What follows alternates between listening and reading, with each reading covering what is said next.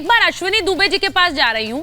अश्विनी जी जरा बताइए, जो कुछ बातें अभी तक निकल कर आई हैं, जो सबूत के रूप में आई हैं, क्योंकि ये कहा जा रहा है कि ये सारे सबूत इस वक्त मनीष सिसोदिया के खिलाफ सीबीआई के पास हैं, जिसमें एक अधिकारी का बयान है मजिस्ट्रेट के सामने दर्ज हुआ है, जिसमें कहा जा रहा है कि कुछ फाइल्स रिट्रीव कर ली गई हैं जिनमें डिजिटल एविडेंसेस। क्या ये सारे सबूत इस पूरे केस के नजरिए से अहम है? कितने अहम है? देखिए सुचित्रा जी, एक बात समझना पड़ेगा कि प्राइमा फेसी जो रिमांड कोर्ट के सामने ऐसे एविडेंसेस आए इन्वेस्टिगेशन के दौरान जिसके मुताबिक कस्टोडियल इंटरोगेशन के लिए भेजा गया। और कस्टोडियल इंटरोगेशन के लिए इसलिए भेजा गया क्योंकि बहुत सारे ऐसे अनआंसर्ड क्वेश्चंस हैं जिनका वो जवाब देंगे।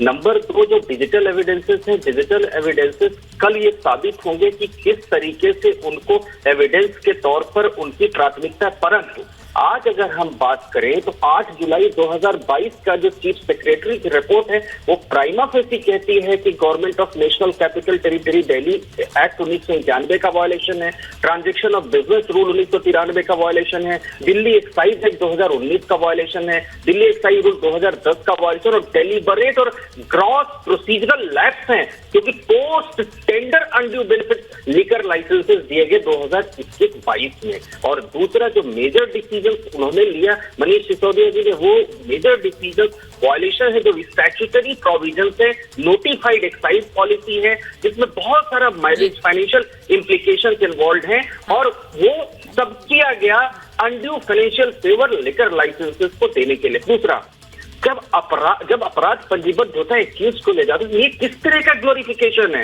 ऐसा ही ग्लोरिफिकेशन हमने कुछ दिनों पहले ईडी के इन्वेस्टिगेशन के दौरान देखा।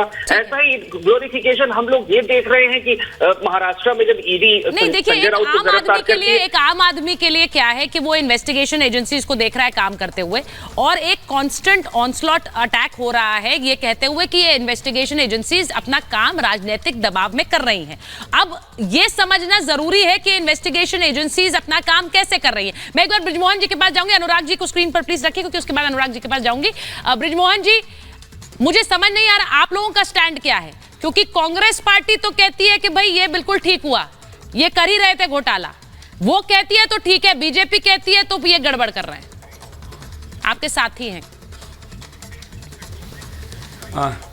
सुचरिता जी, हम लोगों का जो राष्ट्रवादी कांग्रेस पार्टी का या महाविकास अघाड़ी का जो अनुभव रहा है इस दौर में, उसमें हम लोगों को पूरा विश्वास होता है कि भारतीय जनता पार्टी अपनी राजनीतिक एजेंडे को सेटल करने के लिए इस प्रकार के आरोप लगवाती है और फिर अपनी जांच एजेंसियों से उनको पकड़वाती है। ये हम लोगों ने महाराष्ट्र में भी बहुत स्पष्ट रूप से देखा।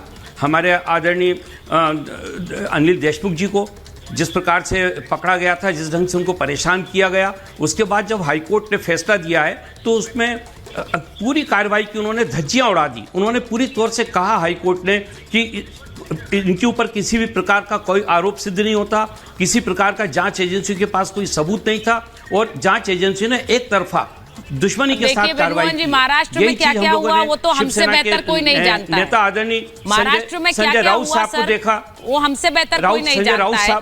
और वहां पर कैसे वसूली भी चल रही थी सर, और वहां पर कैसे खेल चल रहा था, ये सब सामने आया। पर मैं ये बोलिए देखिए, ये आपका परसेप्शन है। मेरा कहना यह कि हाईकोर्ट के ऑर्डर, आपके परसेप्शन को हाईकोर्ट के ऑर्डर ने पूरी तौर से नेस्तनाबूद किया है, पूरी तौर से नेस्तनाबूद किया है। अगर कोई सबूत था, हमने तो देखा और हमसे ज्यादा कौन बताएगा कोई सबूत था तो सबूत पेश होना चाहिए था, कोई सबूत नहीं आया। और हजार केस ठोके थे और आप आज इन्वेस्टिगेशन एजेंसीज की इम्पार्शियलिटी की बात कर रहे हैं। तो आप ये कहना चाहती है कि जांच एजेंसियां जो हैं वो गलत काम कर रही थी? सर, महाराष्ट्र में तो जो हो रहा था वो गलत हो रहा था, ये बिल्कुल क्लियर है। रिपब्लिक की बात नहीं मानी, ये बिल्कुल क्लियर है और मुझे कोई गुरेज नहीं है ये कहने में। मैं दूसरी बात कहना चाहता हूं। मैं बात देखिए, ये आपका परसेप्शन है सुचरिता जी, मैं आपके परसेप्शन को बदलने की बात नहीं कर रहा, मैं तो हाईकोर्ट के ऑर्डर की बात कर रहा हूं। वही बात आदरणीय संजय राउत जी के मामले में हाईकोर्ट ने कहा है। मुझे ऐसा लगता है कि यहाँ पर ये जो भी कार्रवाई हो रही है, ये कार्रवाई एक तरफा है और बगैर किसी आधार के कार्रवाई कांग्रेस तो ये नहीं कह रही, आपके साथी है साथ में, आप लोग सरकार बना रहे हैं महाराष्ट्र में, वो तो कह रही है बिल्कुल सही करा, ये घोटाले कर रहे थे।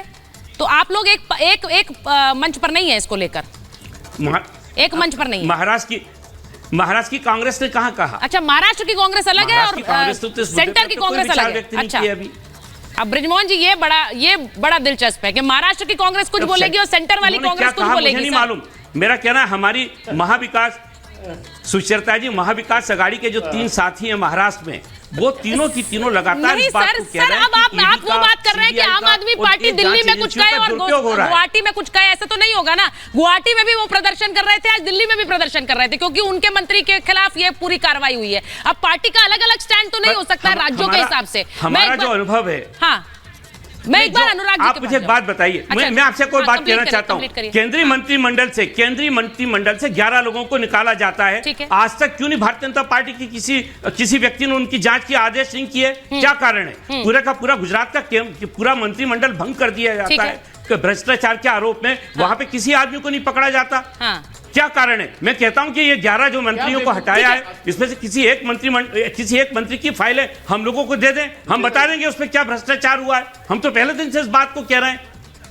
आपको दे दें, आपको फाइल दे दें सर, आपके पास तो जब नई फाइलें थी तब महाराष्ट्र में आपने खोल दी फाइलें। किसी एक मंत्री की मैं महाराष्ट्र की तो बात खुलकर कहती हूँ सर। सरकार से 11 मंत्रियों को आदरणीय मोदी जी ने हटाया।